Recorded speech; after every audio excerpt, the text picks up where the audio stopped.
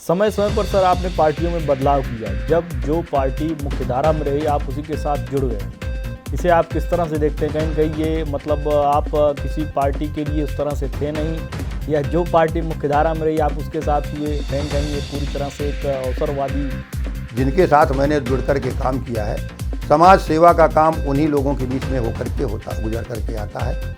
2024 की सर अगर बात की जाए तो आप जो है क्या कुछ अपना एजेंडा सेट किए हैं कि 2024 में किन मुद्दों को लेकर जनता के पास जाएंगे?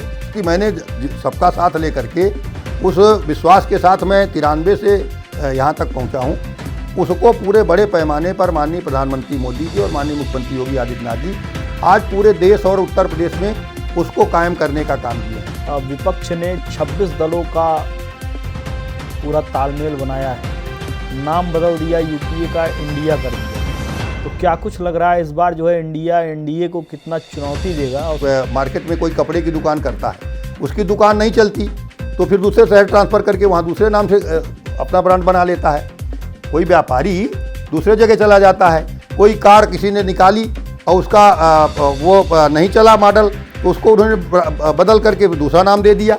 उसी तरह से कांग्रेस का जो ब्रांड है, ये यूपीए का जो ब्रांड है, ये उनको पता है कि ये चलने वाला अब नहीं है। जब नहीं चलने वाला है ये ब्रांड मार्केट में, देश में, तो उन्होंने अपना ब्रांड चेंज किया है। 2019 चुनाव का सबसे प्रमुख मुद्दा था राम मंदिर। राम मंदिर के मुद्दे को लेकर बीजेपी, आरएसएस तमाम रणनीतियां बनाती है और उस आधार पर चुनाव लड़ती है, जनता भरोसे पर लेती है, प्रचंड बहुमत के साथ भारतीय जनता पार्टी सरकार बनाती है। इस बार जो है पसमानदा मुसलमानों की ज़रूरत आखिर क्यों पड़ रही है? देखिए, पसमानदा मुसलमान हो या कोई धर्म के लोग हों, भारतीय जनता पार्टी पहले तो सभी का स्वागत करती है। किसी धर्म के खिलाफ, किसी जाति के खिलाफ, किसी मजहब के खिलाफ नहीं है।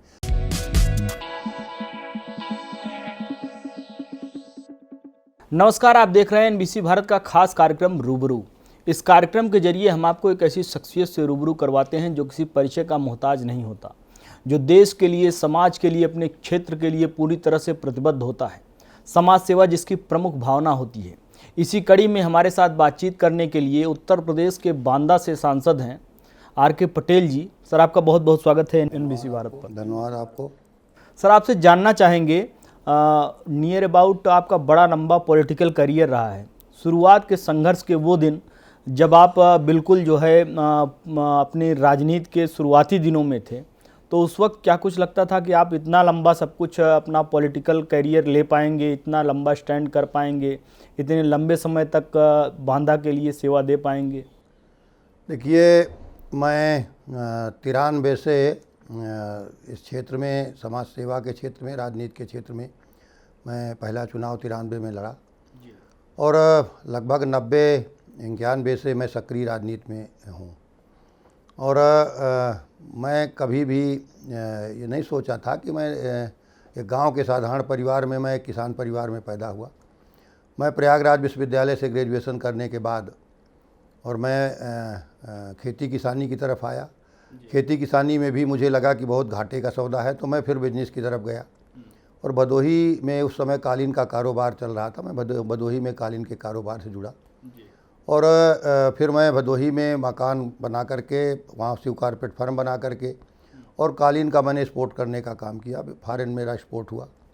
मैं 8-10 सालों तक मैंने कालीन का अच्छा कारोबार किया और उसी के बाद मैं 90-91 से मैं सक्रिय राजनीति में इधर चित्रकूट और बांदा जिला एक था उस समय, तो बांदा जिले के राजनीति में मैंने, चूँकि मेरे साथ जो कालीन के बुनकर थे, तो उनके साथ जुड़ करके गांव के उन तमाम बेरोज़गारों को मैंने रोज़गार के लिए अग्रसर किया।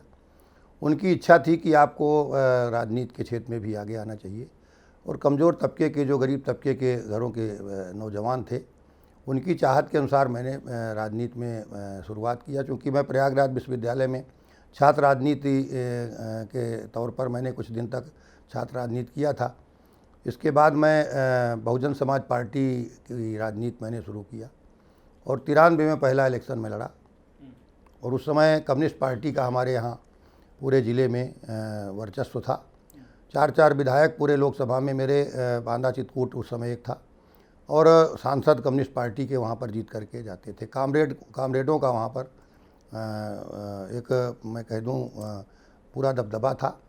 और हमारे करबी विधानसभा उस समय थी, चित्रकूट जिसको आज हम बोल रहे हैं, वहाँ से पहले राम सजीवन विधायक हुआ करते थे। फिर मैं जब 91 में मैं इधर सक्रिय हुआ 90-91 में, उस समय राम प्रसाद पटेल जी वहाँ से कम्युनिस्ट पार्टी के एमएलए थे। और मैं 93 में पहला चुनाव लड़ा तो राम प्रसाद सीटिंग एमएलए, राम प्रसाद पटेल जी सीटिंग एमएलए थे कम्युनिस्ट पार्टी के, उनके खिलाफ मैं चुनाव लड़ा। और उस समय मैं पहला चुनाव 158 वोट से हार गया, क्योंकि कम्युनिस्ट पार्टी के लोगों को जमी जमाई सीटें थी, उनको लोग उखाड़ पाना मुश्किल था। और उनको उखाड़ने के लिए मुझे भरोसा लोगों के प्रति मुझे जमाना था। तो लोगों के प्रति भरोसा मैंने जमाया। लोगों के प्रति भरोसा पहले चुनाव में नहीं था कि आर के पटेल ये व्यापार करता है, धंधा करता है, कारोबार करता है, ये कालीन का कारोबारी है, यहाँ रहेगा नहीं, भदोही चला जाएगा। जी, सवाल हमारा यही सर, एक बिजनेसमैन एक कुशल पॉलिटिशियन बन जाता है, किस तरह से सर आप इसे देखते हैं? साथ ही साथ में 93 से आप जिक्र कर रहे हैं, 1993 से आपने जो है अपने पॉलिटिकल करियर का शुरुआती दौर जहाँ से आपने शुरुआत की, तो 30 साल में सर आपने कितना जो है अपने राजनीतिक क्षेत्र जहाँ से आप चुन कर आते हैं वहाँ के लिए 30 साल में आपने कितना अपना योगदान दिया, क्या कुछ बदला आपने? देखिए, बुंदेलखंड का हमारा जो बांदा एक क्षेत्र था वो बहुत पिछड़ा क्षेत्र था। और बुंदेलखंड को भी सबसे पीछे उत्तर प्रदेश में लोग देश में सबसे बुंदेलखंड पिछड़ा था। और बुंदेलखंड का जो हमारा बांदा चित्रकूट क्षेत्र था वो सबसे पीछे था। वहाँ पर सड़कों का अभाव था, बिजली का अभाव था, पानी का संकट, इस तरह की विषम परिस्थितियाँ, गरीबी झेल रहे लोग। वहाँ लकड़ी के गट्ठर लेकर के महिलाएं ट्रेनों में बहुत दूर तक सफ़र करती थी और अपने बच्चों का पालन पोषण करने के लिए जंगल की लकड़ियाँ बीन करके और उससे पालन पोषण करती थी। कोल आदिवासी क्षेत्र है उस पाठा में मेरे। तो ऐसे उस क्षेत्र में बहुत दूर दूर तक न तो सड़कें थी, न तो कोई आवागमन के साधन थे, न लोगों का वहाँ पर गरीबी दूर करने का कोई संसाधन था। ऐसे दौर में मैंने राजनीति जब शुरू किया तो वहाँ पर सड़कों को बनाने का कार्यक्रम शुरू हुआ।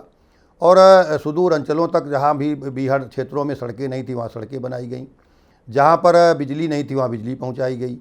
और इधर धीरे धीरे करके जब से माननीय प्रधानमंत्री मोदी जी आए तो जहाँ उन सुदूर अंचलों में जहाँ पर बिजली नहीं पहुँचा पाए हम उस समय, तो मोदी जी के समय में पावर फालाल और पंडित दीनदयाल उपाध्याय ज्योति योजना के तहत हर मजरे पूर्वे तक जो जहाँ पर 10 घर की आबादी रही वहाँ पर ही बिजली पहुँचाने का काम हुआ।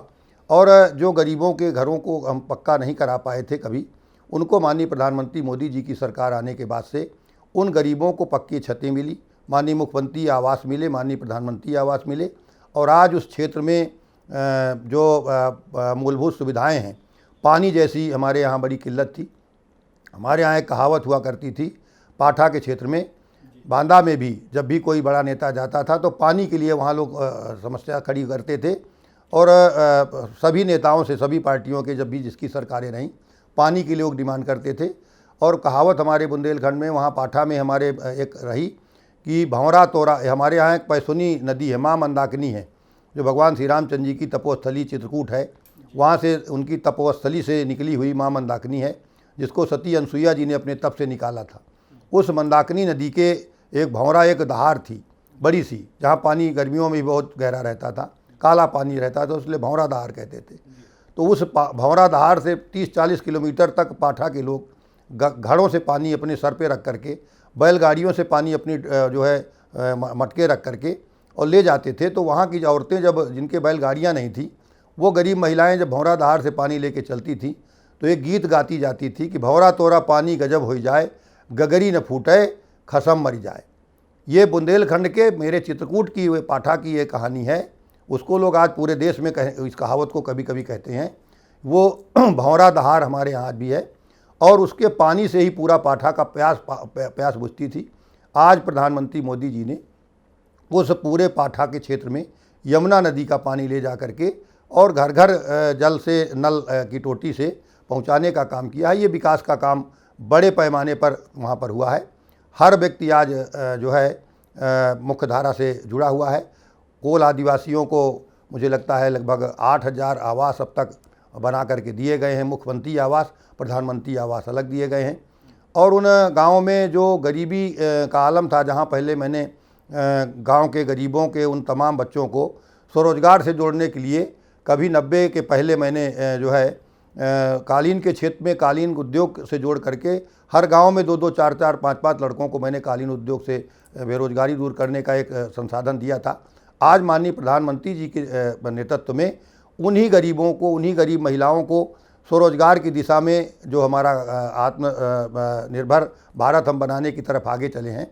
तो माननीय प्रधानमंत्री मोदी जी की अगुवाई में आज गांव में 100 महिलाएं आज जो है ग्रुप बना करके वो अपना स्वरोजगार करने का काम कर रही हैं। तो वो हर जो ग्रुप है उनका 10-10 का ग्रुप है, हर महिला का 10-10 की संख्या में ग्रुप है और 10-10 ग्रुप है हर गांव में। तो आज वो महिलाएं आज छोटे छोटे धंधे वहाँ पर अपना कारोबार कर रही हैं और वो पर डे अपना 150 रुपये का काम घर में बैठ कर के कर लेती हैं। उनको बाहर कहीं जाना नहीं पड़ रहा है। तो इस तरह से माननीय प्रधानमंत्री जी ने उनको स्वावलंबी बनाने के लिए महिलाओं को भी उस क्षेत्र में हमारे महिला समूह बना करके और उनको बीसी सखी और इस तरह से उनको आज वो हमारी गांव की महिलाएं आज वो बैंकिंग के क्षेत्र में भी गांव में बैंक चला रही हैं। वो पैसे निकाल करके मनरेगा का पैसा और तमाम चीज़ों का, वो चूँकि ऑनलाइन आजकल पैसा ट्रांसफ़र हो रहा है, किसान का किसान सम्मान निधि भी ऑनलाइन है, मनरेगा का पैसा भी गांव के गरीब को ऑनलाइन ट्रांसफ़र है। तो वो हमारी गांव की जो महिलाएं हैं, पढ़ी लिखी जो थोड़ा सा महिलाएं हैं, वो बैंक का भी काम करती हैं, उसका कमीशन भी पा रही हैं। तो इस तरह से आज उस क्षेत्र में, हमारे पाठा के क्षेत्र में, उस क्षेत्र में बड़े पैमाने पर इन 30 सालों में बहुत चीज़ों का बदलाव आया है और बहुत सारी चीज़ें जो उस क्षेत्र में रही हैं वो समाप्त हुई हैं। और हमारा जो आकांक्षा जिला चित्रकूट आज था, आज वो चाहे शिक्षा के क्षेत्र में हो, आज बड़े बड़े बुंदेलखंड एक्सप्रेसवे जैसे वरदान हमें मिले हैं। दिल्ली से हम पहले रात में आदमी चलता था, अगले दिन रात में पहुंचता था, मतलब 18 घंटे दिल्ली आने में 16 घंटे लगता था ट्रेन से। वहाँ से कोई बाई कार आता था तब भी कम से कम 12 घंटे लगता था। आज 5 घंटे 6 घंटे में दिल्ली से सफ़र चित्रकूट का आसान हुआ है। बुंदेलखंड एक्सप्रेसवे बना है। हवाई अड्डा चित्रकूट में, जहाँ पहले दस्युओं के नाम से जाना जाता था चित्रकूट, वहाँ पर आए दिन पुलिस की और दस्युओं बदमाशों की मुठभेड़ें बीहड़ था, मुठभेड़ें हुआ करती थी। उस पाठा के जंगल में जहाँ कहीं पुलिस की और बदमाशों की गोलियां दड़ आती थी, आज उस पाठा के क्षेत्र में हवाई अड्डा बन करके तैयार हुआ है। चित्रकूट का हवाई अड्डा, पहाड़ का हवाई अड्डा, पूरे देश का मैं समझता हूँ इतना लंबा रनवे किसी भी पहाड़ में नहीं है। चाहे आप उत्तराखंड के किसी पहाड़ में जाएं, चाहे जम्मू कश्मीर का हमारा हवाई अड्डा हो, जो हिल पे जो हमारे हवाई अड्डे बने हैं, तो हिल का सबसे बड़ा हवाई अड्डा हमारे चित्रकूट में बन करके तैयार हो रहा है। और मुझे लगता है कि वो इंटरनेशनल हवाई अड्डा हिल का होगा और उसको बन जाने के बाद से पूरे देश दुनिया में हमारे चित्रकूट के लोग, बांदा के लोग वहाँ से सफ़र करेंगे।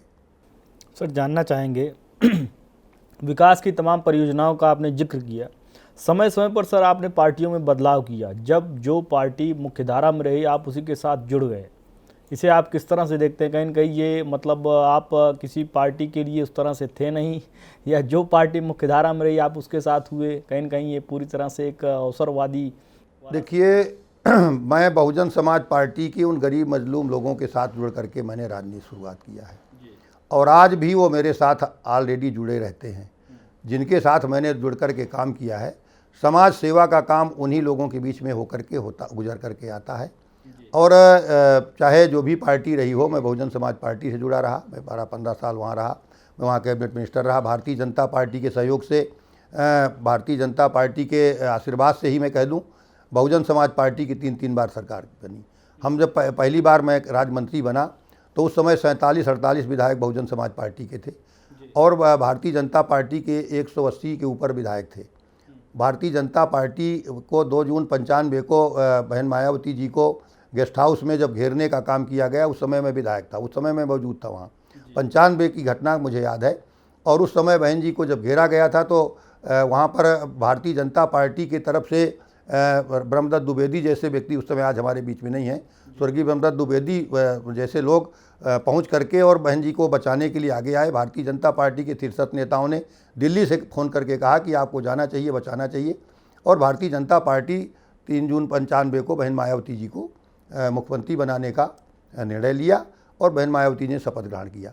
तो उस समय भारतीय जनता पार्टी के 180-90 विधायक थे और कुल 45 विधायकों की बहुजन समाज पार्टी थी उस समय।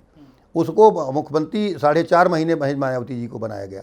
दोबारा फिर जब मैं बहुजन समाज पार्टी में दोबारा 2002 में जीत करके आया, तो उस समय फिर से बहुजन समाज पार्टी 96 में, बहुजन समाज पार्टी के भी उस समय भी मुझे लगता है 70 या 65-68 ऐसे कुछ विधायक थे। और उस 60-65 विधायकों के बाद बहुजन समाज पार्टी के को समर्थन दे करके और बहन मायावती जी को फिर से मुख्यमंत्री भारतीय जनता पार्टी ने बनाया। उस समय मैं राज्यमंत्री रहा, थोड़े दिन सरकार चली। उस समय थोड़े दिन का समझौता हुआ था। इसके बाद बहन जी ने अपना सपोर्ट विड्रा कर लिया।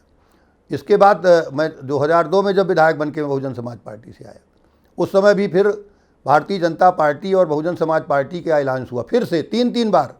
एक बार नहीं, एक बार बहन जी ने अपने को अलग किया, दोबारा अलग किया, तिबारा फिर से भारतीय जनता पार्टी को उन्हें समर्थन दे करके और बहन मायावती जी को उत्तर प्रदेश में मुख्यमंत्री बनाया। और उस समय मैं कैबिनेट मंत्री बना। 15 कैबिनेट मंत्री उस समय बहुजन समाज पार्टी के थे, उसमें मैं भी एक था। और 15 कैबिनेट मंत्री भारतीय जनता पार्टी के थे। उसमें से बहुजन समाज पार्टी की सरकार चली और 18 महीने सरकार थी, साझा सरकार दोनों के सहयोग से थी। 17-18 महीने सरकार चली। 25 अगस्त 2003 को एक रैली करके और कैबिनेट की बैठक उसी दिन करके बहन मायावती जी ने, और उस दिन विधानसभा भंग करने की सिफारिश किया। महामहिम राज्यपाल को पत्र भेजा और रैली में जाकर के सब हम लोगों को, मंत्रियों को वहीं से कार छोड़ करके हम लोग सरकारी जो सुविधाएं थी उनको छोड़ करके हम लोग रैली में पहुंचे। और तत्काल वहीं पर जो है मुलायम सिंह यादव जी की, श्री मुलायम सिंह यादव जी आज नहीं है, उनकी सरकार बन गई और जो टूट टाट करके बसपा के और तमाम दलों के लोग वहाँ चले गए। चूँकि 2 बार टूट हुई, 3 बार बहुजन समाज पार्टी की टूट, एक बार 96 में हुई, एक बार 2002 में हुई। क्योंकि हम जिनका वोट लेकर के आए थे, देखिए हम वोट लेकर के आए थे बाबा साहब अम्बेडकर के उस सिद्धांत पे मैं आया था। और बाबा साहब अम्बेडकर कहा करते थे कि जो व्यक्ति अपने वोट को बेच सकता है वो व्यक्ति अपने माँ बहन बेटी की इज्जत का सौदा कर सकता है। वोट हमारा माँ बहन बेटी की इज्जत से कीमती है, इसलिए इसको बिकना नहीं चाहिए। और हम लोगों ने ये भाषण जगह जगह गरीब बस्तियों में करके वोट को बिकने से रोका और बहुजन समाज पार्टी को स्टैंड किया गया। और जब बहुजन समाज पार्टी से एमएलए बन जाए गए हम लोग, तो हमारा भी धर्म बनता था। लोगों ने हमसे भी उस समय, मुझे भी तमाम ऑफर आए। समाजवादी पार्टी की जब सरकार बनी, मुलायम सिंह यादव जी के यहाँ से आए, आइए कैबिनेट मंत्री थे आप, कैबिनेट मंत्री बन जाइए, आइए सब जगह ये करिए, तमाम ओबलाइज करने का काम किया गया। लेकिन चूँकि मेरा एक सिद्धांत था कि जब हमने जिनका वोट लिया है तो हमने उनसे कहा था कि जब वोट को बेच सकता है, समाज को अपने इज्जत को बेच सकता है, तो फिर अगर मैं अपने वोट को अगर कहीं पर डाइवर्ट करता हूं, क्योंकि मुझे जनता ने वोट दिया है और उस जनता का वोट मेरा वोट है, एक वोट मेरा है विधायक का, तो उस जनता का वोट है जिन्होंने मुझे वोट दिया है, तो मैंने उस वोट को कहीं पर डाइवर्ट नहीं करने दिया, बिकने नहीं दिया। और जहां मैं था उस जगह में अटल होकर के रहा। 2007 का दौर आया, 7 में मेरा टिकट कटा और मैं उस समय टिकट अटेंडम काटा गया और मैं उस समय मुश्किल से नामांकन के 1 हफ्ते बचे थे। मैं समाजवादी पार्टी में जा कर के और मुलायम सिंह यादव जी के यहाँ, मुलायम सिंह यादव जी ने कहा कि पहले आ जाना चाहिए, मैं तुम्हें मंत्री बनाता। मैंने कहा मैं जिनका वोट लिया था उनके साथ अंतिम दौर तक था। जब उन्होंने मेरा टिकट काटा तो मैं आज आपके साथ हूँ। मैं समाजवादी पार्टी से आया, MP बना, विधायक चुनाव लड़ा, विधायक हार गया। फिर 9 में मुझे मुलायम सिंह यादव जी ने टिकट दिया, मैं MP बना। 9 में मैं समाजवादी पार्टी से MP रहा और 9 में मैं MP रहते मुझे 6 महीने पहले मेरा टिकट काट करके घोषित कर दिया वहाँ से दूसरे कैंडिडेट को। 6 महीने पहले काट दिया तो उस समय सदन में माननीय राजनाथ जी हमारे जो है उस समय राष्ट्रीय अध्यक्ष हुआ करते थे भारतीय जनता पार्टी के, और उस समय माननीय मुख्यमंत्री योगी आदित्यनाथ जी यहाँ पर सदन में हमारे साथ सांसद हुआ करते थे। और तमाम भारतीय जनता पार्टी के सांसद जो आज हमारे साथ हैं, कई लोग। तो ऐसे सारे लोगों ने जब पता लगा कि 4 महीने पहले, 6 महीने पहले मेरा टिकट कट गया तो सदन में चर्चा हो गई। तो माननीय राजनाथ जी ने उस समय मुझे यहीं पर सदन में ही एक दिन भेंट हो गई, मैंने प्रणाम किया तो वो उन्होंने पूछा हालचाल, बोले पटेल तुम्हारा टिकट काट दिया क्या नेता ने तुम्हारे? मैंने कहा जी काट दिया भाई साहब। उन्होंने कहा कि क्या विचार है? मैंने कहा भाई साहब चुनाव तो लड़ूंगा। बोले आ जाओ चुनाव लड़ो, तुम यार भाजपा लायक हो, कहाँ पड़े हो इधर उधर चक्कर में। लेकिन उस समय चूँकि कुछ समय और कुछ भाग, ये दोनों चीज़ें काउंट करती हैं राजनीति में बहुत ज़्यादा। मैं मानता हूँ, मैं 30 साल का मेरा एक अनुभव है, भाग और समय से पहले और भाग से ज़्यादा कुछ मिलता नहीं। कुछ ये भी है, मेहनत करते रहना चाहिए, ऐसा नहीं है कि हाथ पैर बैठे रहेंगे तो मुंह में हमारे कुछ निवाला चला जाएगा। तो मेरा एक मानना है कि समय से पहले भाग्य से ज़्यादा, तो उस समय मेरे भाग्य में नहीं था। मैं फिर बहुजन समाज पार्टी में लौट करके गया। बहुजन समाज पार्टी से मुझे फिर मायावती जी ने टिकट दिया, मैं चुनाव लड़ा 14 का, मैं चुनाव हार गया। मोदी जी की लहर थी और लास्ट तक मुझे कहा गया, अंतिम दौर में जिस दिन मेरे यहाँ टिकट भाजपा का दिया गया, उस दिन मुझसे माननीय रमापति राम त्रिपाठी जी और कुछ हमारे बड़े नेता टेलीफोनिक वार्ता में कहे कि आ जाओ भारतीय जनता पार्टी से चुनाव, आपको लड़ना चाहिए। लेकिन दुर्भाग्य था मेरा, मैं बहुजन समाज पार्टी से उस समय फिर लड़ा, चुनाव हार गया। और फिर चुनाव हारने के बाद 2017 तक मैं इसे बहुजन समाज पार्टी में काम किया। 17 में मैं फिर वहाँ से भारतीय जनता पार्टी ज्वाइन किया। 2017 में भारतीय जनता पार्टी में आया, तो 17 में फिर मैं विधानसभा का चुनाव लड़ा और मैं विधायक बन करके आया। तो 17 में मैं विधायक बन गया भारतीय जनता पार्टी से। 17 में विधायक बनने के बाद से फिर 19 में पार्टी ने मुझे लोकसभा में निर्णय लिया और भारतीय जनता पार्टी के शीर्ष नेताओं का आशीर्वाद मुझे मिला, तो मुझे लोकसभा में फिर आने का मौका मिल गया। तो ये दौर जो चला, मैं कोई उससे नहीं, क्योंकि जनमानस नीचे ज़मीन में मैंने काम किया है, जनता में की ज़मीन में मेरी मैं मानता हूँ कि मैंने मैं बहुत इतना बड़ा लीडर तो नहीं हूँ, लेकिन नीचे स्तर पर जो मेरे ज़मीन पर मैंने जो काम किया है, तो मुझे आत्मविश्वास रहता है जिनकी सेवाएं मैंने किया है वो सारे लोग मिल करके, कोई जातिगत आधार पर नहीं। मैं जब बहुजन समाज पार्टी में MLA बनता था शुरुआती दौर पे, उस समय अपर कास्ट के लोग, Bahujan Samaj party upper caste के लोगों से दूरी बनाती थी, लेकिन उस समय भी अपर कास्ट के, चाहे ब्राह्मण हो चाहे क्षत्रिय हो, मैं अपनी विधानसभा में मैं समझता हूं कि क्षत्रियों का सर्वाधिक वोट मैं लेता था भारतीय जनता पार्टी और समाजवादी पार्टी में नहीं जाता था। ब्राह्मण बिरादरी का वोट भी मुझे अच्छा मिलता था, मैं नहीं कहता कि बहुत ज़्यादा, लेकिन मैं उनके भी मेरे कार्यकर्ता थे बहुजन समाज पार्टी में उस ज़माने में 93 में, और वो 93 में वो एक अलग अलगाव था अपर कास्ट का और बहुजन समाज पार्टी का, बहुत दूरियाँ थी। लेकिन उस ज़माने में भी मैं अपने क्षेत्र में अपर कास्ट का वोट, वैश्य का वोट और दलित पिछड़ा तो इकट्ठा करने का काम उस समय होता ही रहा है। तो इन सारे समाज को जोड़ करके मैंने काम करने का काम, गरीब तबके का व्यक्ति चाहे जिस जाति का हो उसकी सेवा करने का काम, और इन्हीं सारी बातों को लेकर के मैं बहुत ये नहीं कह सकता, कोशिश थी कि सबका भला करूं, हैं, कोशिश मैंने यही किया है कि सबका भला हो, हैं, कोशिश थी सबका भला करूं, फूल नहीं बन सका अगर मैं कांटे बनकर चुभा नहीं, ये कहा कि वो है ना, एक गीत आता है। तो हमारी कोशिश हुई थी कि हम सबका भला करें। अगर हम किसी के यहाँ फूल नहीं बन सके तो मैंने अपनी राजनीति में इतने दिन के 30 साल के किसी के ऊपर कांटे बन करके नहीं चुभा, कि कोई ये नहीं कह सकता मेरे लोकसभा विधानसभा का व्यक्ति कि R.K. पटेल ने मेरा बहुत बड़ा नुकसान कर दिया है, मेरा बहुत बड़ा बुरा कर दिया है। मैंने किसी का मैंने बुरा नहीं किया, अगर भला नहीं कर सका तो मैंने बुरा भी करने का काम नहीं किया है। तो इसलिए आज मैं जहाँ भी गया, मेरे साथ बहुजन समाज पार्टी के वो कार्यकर्ता, वो पदाधिकारी, वो समाज जो बहुजन समाज पार्टी से समाजवादी पार्टी में मैं लड़ा, तो वहाँ भी मेरे साथ खड़ा था, मेरे साथ वो खड़े थे। और जब मैं भारतीय जनता पार्टी में 2017 में आया, तो वो पाठा का कोल बिरादरी का व्यक्ति हो, चाहे गरीब हो, चाहे जो भी हो, वो 17 में मेरे साथ हर समाज के लोग लग करके, वैसे भी मोदी जी की लहर थी। 14 से तो पूरा देश और प्रदेश हमारा मोदी में है, डबल इंजन की सरकार में, इधर तो महाराज जी की कृपा प्रदेश में सबके ऊपर बरस रही है। तो इस तरह से ये जो दौर रहा, तो कोई लालच या प्रलोभन का नहीं रहा, जनमानस साथ रहा। तो जनमानस को साथ लेकर के मैं इस सफ़र को पूरा किया हूँ। मैं अपने उस क्षेत्र की आवाम को, जनता को का नमन करता हूँ, प्रणाम करता हूँ कि लगातार 30 साल से वो मुझे आशीर्वाद देने का काम कर रही है, और उन्हीं के बल भरोसे, उसी के आशीर्वाद से ऊपर वालों का, ऊपर वाले का आशीर्वाद रहता है। ऊपर वाला, ऊपर वाले, इनका भी मुझे आशीर्वाद मिलता है, नीचे जनता का तो आशीर्वाद मिलता है, ऊपर वाला भी आशीर्वाद देता है, और ऊपर वाले हमारे जो राष्ट्रीय नेतृत्व हैं उनका भी आशीर्वाद मिलता है। तो इन चीज़ों को जोड़ करके, और नीचे वाला जो हमारा सहयोगी साथी है उसका भी आशीर्वाद रहता है, जनमानस का। तो इसलिए इन सारी चीज़ों को जोड़ करके अब तक का सफ़र मैंने ये पूरा किया है, यहाँ तक आज जहाँ बैठा हूँ। 2024 की सर अगर बात की जाए तो आप जो है क्या कुछ अपना एजेंडा सेट किए हैं कि 2024 में किन मुद्दों को लेकर जनता के पास जाएंगे, भारतीय जनता पार्टी को किस आधार पर जो है आप आगे बढ़ाने का काम करेंगी? क्योंकि लगातार जो है कभी कभी होता है कि बहुत लंबे समय तक एक नेता को हम देखते रहें, लोगों में ये भावना होती है कि लंबे समय तक एक नेता को देखने के बाद कुछ बदलाव चाहता है कि कुछ अब चेंजिंग हो। तो किन चीज़ों को आप जो है अपनी सब सारी चीज़ों को किस तरह से स्टेबलाइज करेंगे जिससे लोगों का भरोसा एक बार फिर से आपके साथ हो? देखिए, मोदी है तो मुमकिन है।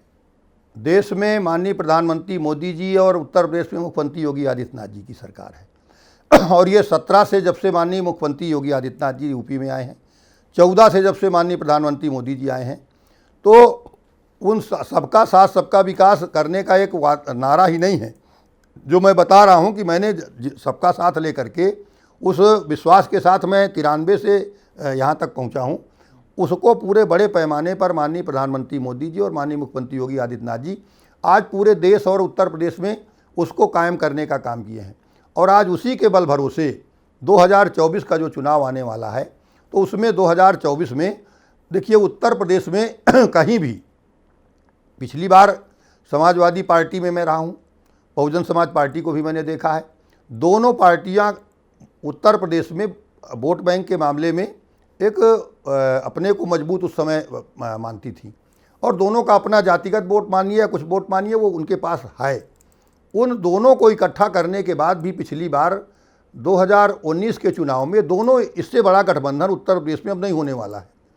2019 का जो गठबंधन था वो गठबंधन उत्तर प्रदेश में बड़ा गठबंधन था वोट बैंक के हिसाब से, और आज चाहे वो जितने दलों की लोग एक अलायंस बना लें, ये अपना करके आ जाएं, उनका कहीं पर कोई वहाँ पर अता पता नहीं है, कुछ है ही नहीं है। कांग्रेस खत्म है उत्तर प्रदेश में, और जो बिहार वाले भैया हैं उनका भी यहाँ कुछ है ही नहीं है, दक्षिण भारत वाले होंगे उनका भी नहीं है, बंगाल वाली दीदी का यहाँ कुछ किसी का है ही नहीं है। यहाँ अगर था तो बहन जी का और अखिलेश जी का था पिछली बार 19 में, और उस गठबंधन को भी माननीय मोदी जी का जो ये हमारा सबका साथ सबका विकास का नारा था वो उसको ध्वस्त कर दिया, और ध्वस्त करके 64-65 सीटें उत्तर प्रदेश में अकेले भारतीय जनता पार्टी अपने एनडीए गठबंधन के साथ जीत करके आ गई। 65 सीटें अपना दल को जोड़ करके आ गई, सब मिला करके 15 सीटों पे 14 सीटों 16 सीटों पे उनका गठबंधन रह गया। और इस बार आप 24 की बात कर रहे हैं तो 24 में मुझे नहीं दिखता है कहीं से, 24 में 80 सीटें हमारी उत्तर प्रदेश में हैं, और 80 सीटों में से कहीं एक आध सीट में नहीं कहता अपवाद स्वरूप कहीं चली जाए, 80 में 80 सीटों पर भारतीय जनता पार्टी का कमल खिलने जा रहा है। इसलिए जो एजेंडा है भारतीय जनता पार्टी का एजेंडा है, मेरा एजेंडा तो ज़मीन पर जो नीचे हमारे कार्यकर्ता हैं, भारतीय जनता पार्टी के देवतुल्य कार्यकर्ता हैं, और वो उनके साथ हम जुड़ करके बूथ स्तर पर मजबूती के साथ खड़े हैं। और उसके साथ साथ जो मैंने बताया कि और भी समाज, जो सारे लोग जो मेरे आशीर्वाद मुझे देते रहे हैं, वो सारे लोग मिल करके, तो ये मिल करके हम जो हमारा 24 का चुनाव है वो कोई कहीं संशय और नहीं है, ना कोई संशय और ना कोई भूल, और जीता है जीतेगा कमल का फूल, ये पक्का है। और साथ ही साथ में एक चीज़ और है, विपक्ष ने 26 दलों का पूरा तालमेल बनाया है, नाम बदल दिया, यूपीए का इंडिया कर दिया। तो क्या कुछ लग रहा है इस बार जो है इंडिया एनडीए को कितना चुनौती देगा? और साथ ही साथ में एक चीज़ और जानना चाहेंगे कि एक बार जो है प्रधानमंत्री नरेंद्र मोदी जी संसद में एक चीज़ बताते हैं कि एक अकेला मोदी सब पर भारी है। तो अगर सब पर भारी है तो विपक्ष का आरोप है कि 38 दलों का सहयोग क्यों लेना पड़ रहा है?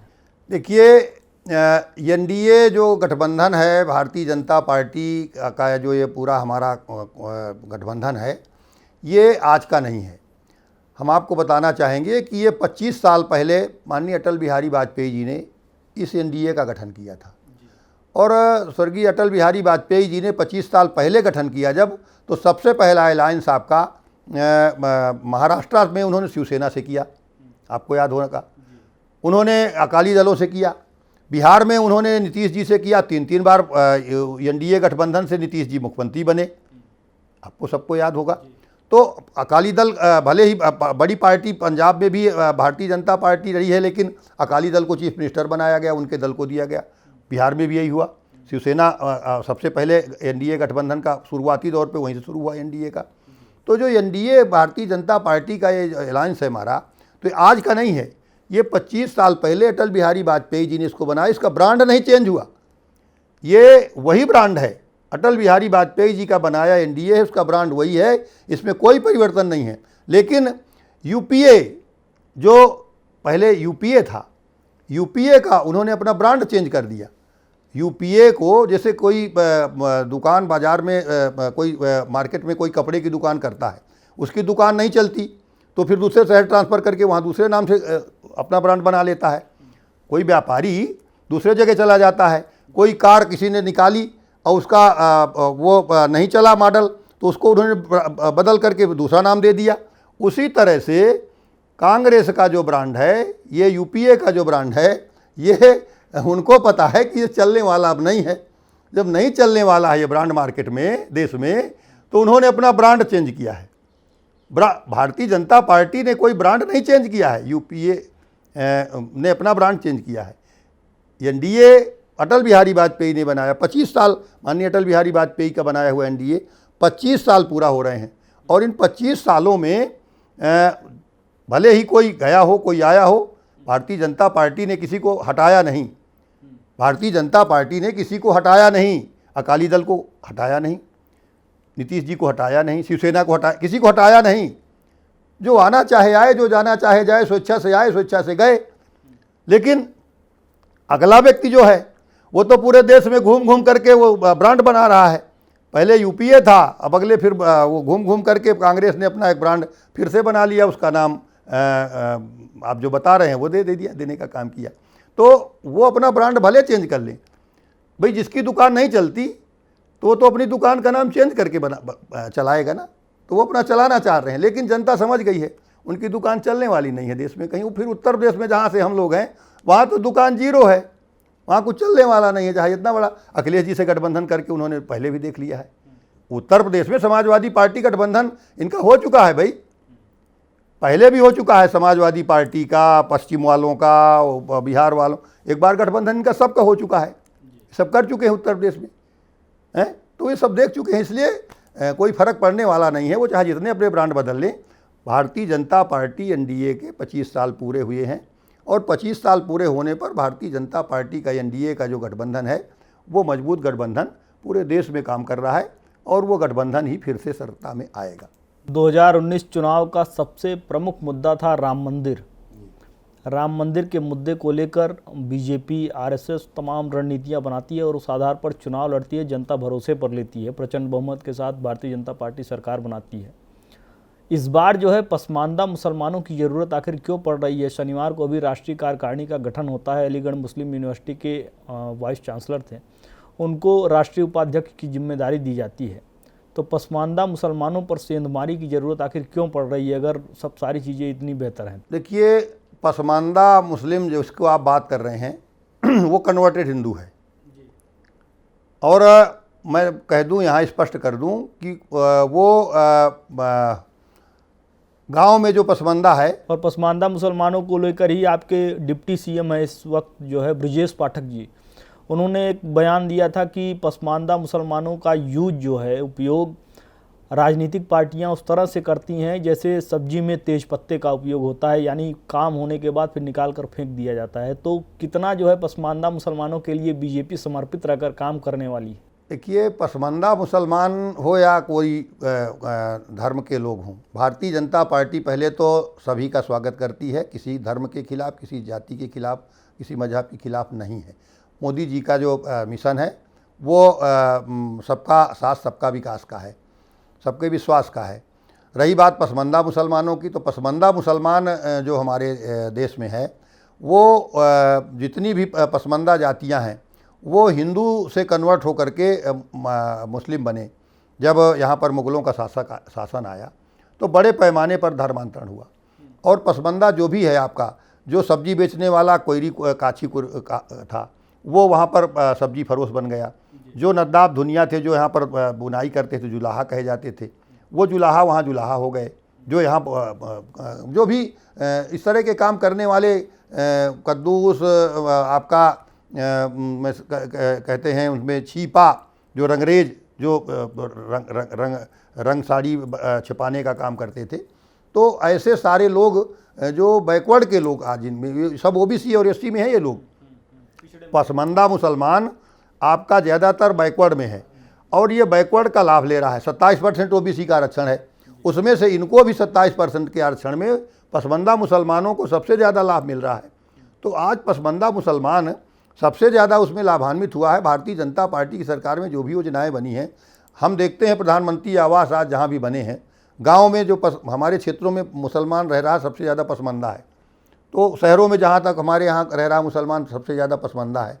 तो उन शहरों में प्रधानमंत्री आवास शहरी, गांव में प्रधानमंत्री आवास ग्रामीण, इनको सबसे ज़्यादा अगर लाभ मिला है तो इस पसमानदा मुसलमानों को मिला है। एक चीज़ और सर, पसमानदा मुसलमानों का जिक्र हो रहा है, सब सारी चीज़ें उनके हित में लगातार बीजेपी, आपका कहना है कि लगातार बेहतर कर रही है। पसमानदा मुसलमानों की अगर बात होती है तो ज्ञानवापी को लेकर इतना सब सारी चीज़ें क्यों हो रही हैं? अभी कल परसों में मुख्यमंत्री योगी आदित्यनाथ जी कहते हैं कि ज्ञानवापी को मस्जिद से जोड़ना बिल्कुल गलत है और सब सारी चीज़ें तमाम। देखिए, ये तो सही है कि हमारे जो यहाँ पर जो विदेशी आए, आक्रांत आए, ये अंग्रेज अंतिम शासक था। अंग्रेज हमारा अंतिम शासक था। हमारा देश समय समय पे गुलाम हुआ है, एक से नहीं हुआ। मुग़ल यहाँ सबसे पहले जब आए तो मुग़लों ने यहाँ हज़ारों साल तक राज किया, अंग्रेज़ों ने सैकड़ों साल तक राज किया है। उनका सैकड़ों का इतिहास है, सैकड़ों साल। लेकिन मुग़लों का इतिहास अंग्रेज़ों का है। कभी महमूद गजनवी आया, कभी मोहम्मद गोरी आया, कभी सिकंदर आया, कभी फला आया, कभी अकबर आया, पता नहीं कितने लोग। इतिहास हम जब पढ़ते हैं तो बहुत सारे लोग आए और उन्होंने यहाँ आकर के, और सबने यहाँ जो हमारी सभ्यता थी, हमारे मठ थे, हमारे मंदिर थे, हमारी जो संस्कृति थी, हमारे जो कल्चर थे, हमारा जो इतिहास था, नालंदा जैसे विश्वविद्यालय थे, इन सबको उनको जलाने का काम, उनको लूटने का काम और उनको नष्ट करके उनके ऊपर अपना लेबल चिपकाने का काम किया। और जब हम उसकी तह पर जाते हैं तो निश्चित तौर पर आज बहुत सारी चीज़ें हैं जहाँ पर उस शासनकाल की लादी हुई चीज़ें हैं, वही नहीं है। अभी तो आपका मथुरा में हम चले जाएं, देखें तो मथुरा जहाँ श्री कृष्ण जी का जन्म गर्भगृह है, वहाँ पर एक उन्होंने तोड़ करके और अपना एक लेबल चिपका दिया।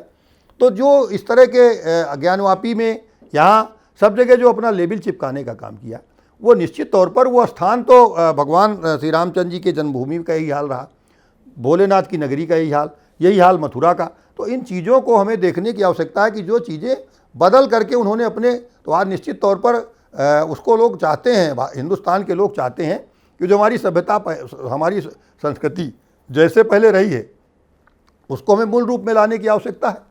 और वो निश्चित तौर पर संवैधानिक रूप से, कोई ज़बरदस्ती नहीं, संविधान के हिसाब से, वो न्यायालय के हिसाब से न्यायपालिका उसमें निर्णय ले रही है। न्यायपालिका ने राम मंदिर के मुद्दे पर निर्णय लिया और माननीय प्रधानमंत्री जी ने उसमें कमेटी गठित करके और उसमें बोर्ड बनाया। आज भव्य मंदिर बनने जा रहा है वहाँ पर, अगले जनवरी तक में हो सकता है उसका भव्य उद्घाटन हो जाएगा। और यही हाल आगे आपके काशी में है, काशी का कॉरिडोर बन गया। वो जहाँ पर वो ज्ञानवापी की बात कर रहे हैं, तो ज्ञानवापी वो मंदिर का रूप है, मंदिर से सटा हुआ सब कुछ मंदिर है। वहाँ कुछ न तो कभी कुछ होता रहा है, नमाज हुई, न कुछ हुआ, लेकिन ज़बरदस्ती का उसमें विवाद लोग कर रहे हैं। तो न्यायालय उसका साक्ष्य जुटा रहा है, सब कुछ कर रहा है, निश्चित तौर पर निर्णय होगा। यही हाल आपके मथुरा में है, मथुरा में भी यही है। निश्चित तौर पर मथुरा में भी साथ जुटाए जाएंगे। तो भगवान श्री कृष्ण का जो रामायण काल रहा है, उसके बाद तो महाभारत काल आया है ना। पहले रामायण काल रहा है, फिर महाभारत काल आया है। तो महाभारत काल में जो है वो अयोध्या के बाद मथुरा में भगवान जो है विराजे। तो उस मथुरा के बाद वहाँ का जो उनका दृश्य है, उसको निश्चित तौर पर तो पूरे विश्व के लोग, पूरे देश के और हिंदू भाइयों की वो एक भावनाएं हैं वहाँ लगी हुई हैं, जुड़ी हुई हैं। तो निश्चित तौर पर न्यायालय उस पर न्याय करेगा और निश्चित तौर पर उस पर न्याय मिलेगा, उसमें कोई संशय नहीं है। आज नहीं तो कल न्याय मिलेगा, न्याय मिलेगा। आखिरी सवाल है हमारा सर, 2014 बीजेपी प्रचंड बहुमत के साथ केंद्र में आती है, 2019 ग्राफ और बढ़ता है, 2024 में क्या कुछ होने वाला है? क्योंकि लगातार जो है 10 साल, धीरे धीरे 9 साल बीत गए, 10वां साल का कार्यकाल चल रहा है। 10 साल के बाद कहीं ना कहीं कुछ लोगों के मन में और भी तमाम चीज़ें चलती हैं। उत्तर प्रदेश की अगर बात की जाए तो आवारा पशुओं का बड़ा मुद्दा एक उठता है कि लोगों की फसल को बड़ा नुकसान हो जाता है। साथ ही साथ में 2024 चुनाव को लेकर किस तरह की स्ट्रेटजी आप लोग अभी तैयार कर रहे हैं? क्योंकि वक्त अब बिल्कुल जो है नज़दीक आ गया है, फैसले की घड़ी अब जनता के पास है। कितनी उम्मीदें हैं, क्या कुछ होने वाला है, 2024 चुनाव को लेकर अगर आपसे समझा जाए तो आपके अंदेशा, आपका अनुमान क्या कुछ करता है? देखिए 2047 तक का खाका माननीय प्रधानमंत्री जी ने तैयार कर लिया है। भारतीय जनता पार्टी ने 2047 तक का भारत, हमारा 2047 का भारत कैसे होगा, इसकी पूरा खाका तैयार करके उन्होंने पूरा देश के सामने रख दिया है। और निश्चित तौर पर जब हम शताब्दी वर्ष मनाएंगे आज़ादी का, अभी तो हम 75वां अमृत काल का महोत्सव मना रहे हैं, तो ये आज़ादी का 75वीं वर्षगांठ हम इस समय मना रहे हैं। ये अमृत महोत्सव हमारा चल रहा है। अमृत काल में 75वीं वर्षगांठ के बाद माननीय प्रधानमंत्री जी ने तय कर लिया है कि भारतीय जनता पार्टी ने तय कर लिया है कि हम जब आने वाले समय में आज़ादी का हम शताब्दी वर्ष मनाएंगे, 2047 का भारत हमारा विश्व का फिर से वही भारत हमारा, मुग़लों ने जिसको लूटा था, मुग़लों ने जिसको छला था, यहाँ की धन वैभव जो संपन्नता लूट करके लोगों ने इसको नष्ट किया था इस भारत को, और आज़ाद होने के बाद यहाँ की सरकारों ने भी उधर मुड़ करके नहीं देखा, उसको फिर से माननीय प्रधानमंत्री जी के नेतृत्व में फिर से वो भारत हमारा दुनिया का शक्तिशाली राष्ट्र बनने जा रहा है। और 2047 में वो भारत फिर से विश्व का गुरु बन करके खड़ा होगा। हमारा भारत का हर व्यक्ति आत्मनिर्भर होगा, ऐसा माननीय प्रधानमंत्री जी की सोच है। ऐसा लक्ष्य लेकर के माननीय प्रधानमंत्री जी चल रहे हैं। सरकारें आने जाने का मैं नहीं कहता, माननीय प्रधानमंत्री जी के नेतृत्व में सरकार चल रही है और 2047 तक अभी कोई इसको उखाड़ने वाला भी नहीं दिख रहा है। भारतीय जनता पार्टी का कार्यकाल, भाई देखिए, यहाँ पर लंबे समय तक कांग्रेस का राज रहा। लंबे समय तक कांग्रेस के जाने के बाद से लंबे समय तक अंग्रेज़ों का राज रहा। अंग्रेज़ों का राज पहले रहा लंबे समय तक, फिर कांग्रेस का राज रहा लंबे समय तक। उनका भी राज जो है मुझे लगता है 60-65 साल तक रहा, कांग्रेसी राज रहा। कांग्रेसी राज 60-65 साल तक रहा ना देश में। और अब अभी तो 10 साल हुआ है भारतीय जनता पार्टी का। ये मोदी जी का शासन जो आया है 10 साल का हुआ है। ये 47 तक इसको कोई उखाड़ने वाला नहीं है। 2047 का हम जब शताब्दी वर्ष मनाएंगे, हम रहे ना रहें इस दुनिया में, देखिए ये तो ऊपर वाले का खेल है, कब कौन रहेगा कौन नहीं रहेगा। लेकिन जब शताब्दी वर्ष मनाया जाएगा तो शताब्दी वर्ष मनाते समय भारतीय जनता पार्टी का ही शासन रहेगा। और भारतीय जनता पार्टी के शासन में ही आज विश्व का गुरु बनने की तरफ मैं इसलिए कह रहा हूँ कि सर हुआ भारत। मोदी जी आज G20 की अगुवाई कर रहे हैं। आज हम आत्मनिर्भर बने हैं, चाहे हम आप खाद्यान्न के मामले में हों, चाहे हम दवाओं के मामले में हों, चाहे शिक्षा के मामले में हो। तमाम चीज़ें ऐसी रहीं जहां हम पोलियो जैसा इंजेक्शन हम बाहर से मंगा करके भारत में लगाने का काम किए। आज कोरोना जैसी वैश्विक महामारी आई, हमारे देश के वैज्ञानिकों ने मोदी जी की अगुवाई में कोरोना की वैक्सीन हमने 6 महीने में बना के पूरे देश को लगा दिया। तमाम देशों को हमने निर्यात किया, मुफ्त में दिया। तो ये आत्मनिर्भर भारत का एक हमारा प्रतीक है, प्रमाण है। आज खाद्यान्न के मामले में हमारा भारत कभी अमेरिका से लाल ज्वार मंगा करके और आज से 40 साल पहले यहाँ के देश के लोगों की भूख मिटाने का काम किया था। खाद्यान्न के मामले में आत्मनिर्भर नहीं थे। आज मोदी जी की अगुवाई में 3 साल से अपने देश का खाद्यान्न, गेहूं और चावल 80 करोड़ लोगों को, देश के लोगों को 80-85 करोड़ लोगों को मुफ्त में हर यूनिट 5 किलो आज खिलाने का काम 3 साल से चल रहा है। तो ये आत्मनिर्भर भारत आज हमारा बना है और अपने पैरों पर भारत। आज गाँव का किसान समृद्धशाली हो रहा है, गाँव का बेरोजगार हमारा रोजगार की तरफ अग्रसर हो रहा है। विकास के मामले में आज हम दुनिया के देशों के मुकाबले टेक्नोलॉजी के मामले में हम आगे आए हैं। तो निश्चित तौर पर आज विश्व के तमाम देशों के लोग भारत की तरफ, जो कभी कटोरा लेके भारत हमारा खड़ा होता था, मांगने वाला लाइन में था, आज हमारा देश दुनिया भारत की तरफ आज प्रधानमंत्री मोदी जी से हाथ मिलाने के लिए लोग खड़े हैं। तमाम विश्व के लोग, आज हमारा देश उनके कटोरों में कुछ देने लायक बना है, खड़ा हो रहा है धीरे धीरे। तो आज भारत अपने पैरों पर खड़ा हो रहा है। 2047 में वो सपना माननीय प्रधानमंत्री जी ने संजोया है और 2047 का भारत हमारा विश्व का गुरु बन करके खड़ा होगा, ऐसा मुझे विश्वास है। और इसे कोई हिलाने वाला नहीं है, मोदी है तो मुमकिन है। आपने अपने सियासी सफर, साथ ही साथ 2024 को लेकर भारतीय जनता पार्टी की तमाम नीतियों पर बहुत ही बेबाकी के साथ अपनी बात रखी। आपका बहुत बहुत आभार। धन्यवाद। तो ये थे हमारे साथ बांदा से सांसद RK पटेल जी, जिनका साफ तौर पर कहना है कि 2024 लोकसभा चुनाव में फिर से पूर्ण बहुमत के साथ भारतीय जनता पार्टी लगातार तीसरी बार सरकार बनाएगी। साथ ही साथ में इन्होंने अपने राजनीतिक करियर और तमाम मुद्दों पर बड़ी ही बेबाकी के साथ अपनी राय रखी। अगले हफ्ते हम आपको फिर एक ऐसी शख्सियत से रूबरू करवाएंगे जो किसी परिचय का मोहताज नहीं होगा, जो अपने क्षेत्र के लिए, समाज के लिए पूरी तरह से प्रतिबद्ध होगा। देश दुनिया की तमाम बड़ी खबरों के लिए जुड़ रही है हमारे साथ। देखते रहिए NBC भारत।